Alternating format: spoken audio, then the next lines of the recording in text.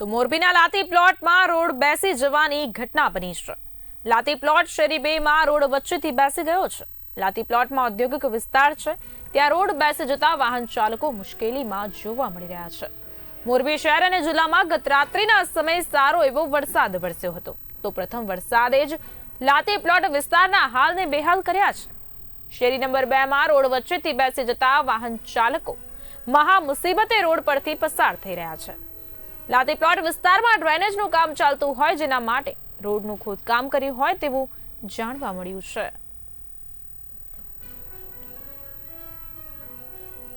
અત્યારે સાહેબ આપ પણ જોઈ શકો છો કેટલા વાહનો અંદર ફસાઈ ગયા। તમે આવ્યા એ પહેલા ઓછામાં ઓછા 7 થી 8 વાહનો ખાલી ફક્ત અમારી શેરીમાં જ 1 અને 2 નંબરની વચ્ચે જ કાઢેલા છે। ક્રેન કાઢવા આવે છે, ક્રેન પણ અંદર ઘસાઈ જાય છે। એટલે મહેરબાની કરીને તંત્રને જાણ કરવાની કે જે કાંઈ કાર્ય કર્યું છે, ભલે સારું જ કર્યું છે, પણ છતાં એને પેકઅપ તો પૂરેપૂરું કરો કે જેના કારણે દરેકના વાહનોને માણસો પડી જાય છે, લાગી જાય છે। તો આના વિશે છે વિચાર, હજી પહેલો જ વરસાદ પડ્યો છે। આપણે મહિના દિવસ પહેલા જ હજી ભૂગર્ભના મોટા પેલા ભૂંગરા નાખેલા છે, અને એને પહેલા તો સરખું જ નહોતું કર્યું। ભૂંગરા નાખીને પછી હતું એમને મૂકીને જતા રહ્યા હતા। અમે શેરીવાળાએ બધાએ રૂપિયા ઉઘરાવીને અમે અમારા ખર્ચે હરખું કરાવ્યું હતું, અને હજી તો થોડોક વરસાદ થયો ત્યાં બૈંડા ખાડા પડવા। સવારે જ એક ગાડી અહીંયા સલવાની હતી, એને કાઢવા માટે ક્રેન બોલાવી હતી, ને ક્રેન ગુચી ગઈ ને ક્રેનને કાઢવા બીજી ક્રેન બોલાવી પડી।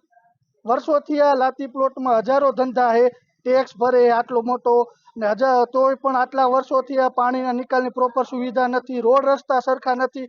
જો ઇન્ડસ્ટ્રીયલ એરિયાની આ હાલત હોય મોરબીમાં, તો મોરબીમાં બીજું તો શું કહેવાનું।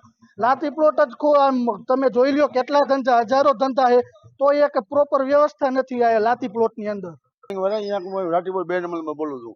આ રોડ તમે રોડ બનાવ્યો ને, ભૂગોળ નાખી ને હાવ બેહી ગયો હતા કે વાહન તો કાંઈ ગાડી નથી, સાયકલ વાળી નથી। તમે જાવીને જોવો તો ખબર પડે તમને અહીંયા કાંઈ। હવે જાકેમાં ધ્યાન દો અમને સરકાર, રાટીપુરમાં ધંધા ધંધો કરી શકીએ, એટલે કે ધંધા પાણી બધું બંધ જતા રહે। હવે હું કરું છું અમારે, તમે કેમ કરી